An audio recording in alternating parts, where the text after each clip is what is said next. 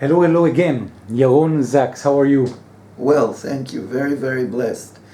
Even though in the world there is coronavirus and there are many things happening in the world which, biblically speaking, are heralds of end times. But even though all this is going on, because of my very unshakable faith in the Lord, in God, in the words of the Bible, in Yeshua our Messiah, because of this unshakable faith, I can say I am blessed.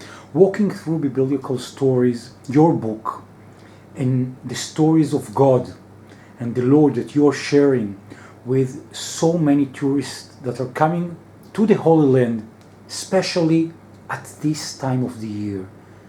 Share with us one story and one tour, please. All right. Since you asked, Thanks. the very, very important to understand the Bible in the context in which the Bible was given to us. So, just for example, if we will look at current political events happening in the land, and we think borders of the land and two countries and two people and all kinds of things like that. If we look at it strictly from a biblical context, then we see several times in the Bible, God says, first of all, I will bless those who bless Israel. So that's Genesis chapter 12, verses 1 through 3. So anybody who does bless Israel is blessed. Second of all, about the foreigners, and there is no doubt about it, that the wonderful, beautiful Arabs that I work with here in Israel and that are all over are foreigners in the sense that they are not the people who were here 4,000 years ago. Abraham had two sons, Ishmael and Isaac. Ishmael went away and started the Arab nations, and Isaac stayed here and started the Hebrew nation. They are brothers under Abraham. It's all amazing. We are supposed to stay together, live together in harmony, which most of us are able to by the grace of God. When you read the Bible, when you reconcile to God, you reconcile to each other because God says, love your neighbor as yourself. And we work together. The borders of the land, however, is a geographical matter that God himself said to Moses, when you come to the land, these are the borders that I will give to you. And you can check this in Numbers chapter 34. And God doesn't give us an option. He says, command. These are the borders that shall be given to you as an inheritance.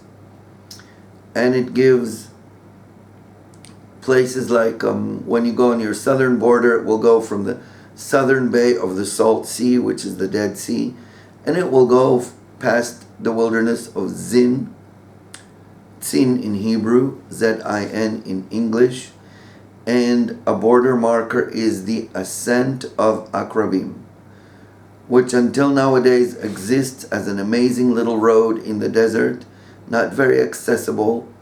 We have found ruins that go back to Roman times of an inn and things like that.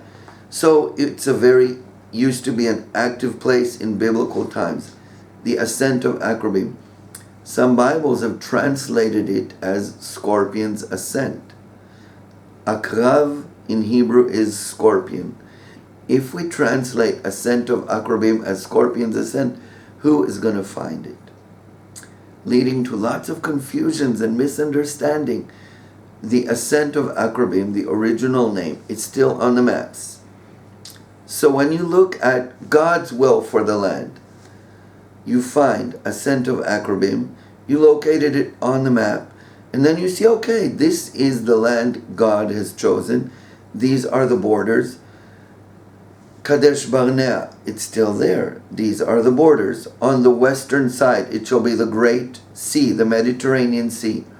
These are the borders. So there's no doubt. when you come here and you see in context the places and you understand the original biblical names, you understand the biblical geography that settles any kind of political dispute. Because when you believe in God, you see. Now God says about the people who have a faith, when they come and when they live amongst the Israelites, we are to treat them as native born.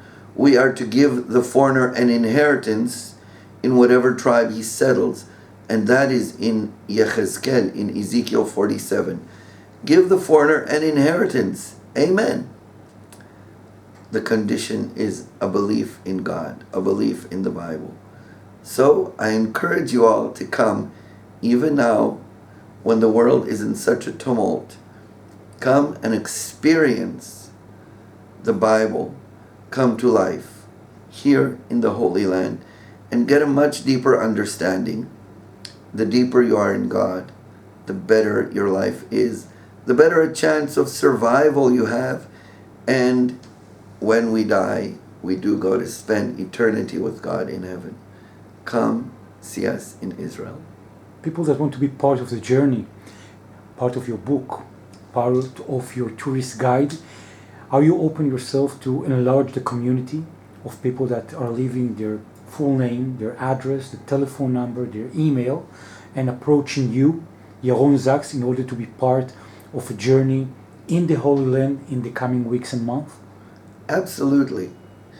Absolutely. Please feel free to leave contact information. I promise we will get back to you and we will figure out how to bring you here. Yaron Sachs, walking through the biblical stories. As always, it's a pleasure. Thank you. Thank you for hosting me in your studio.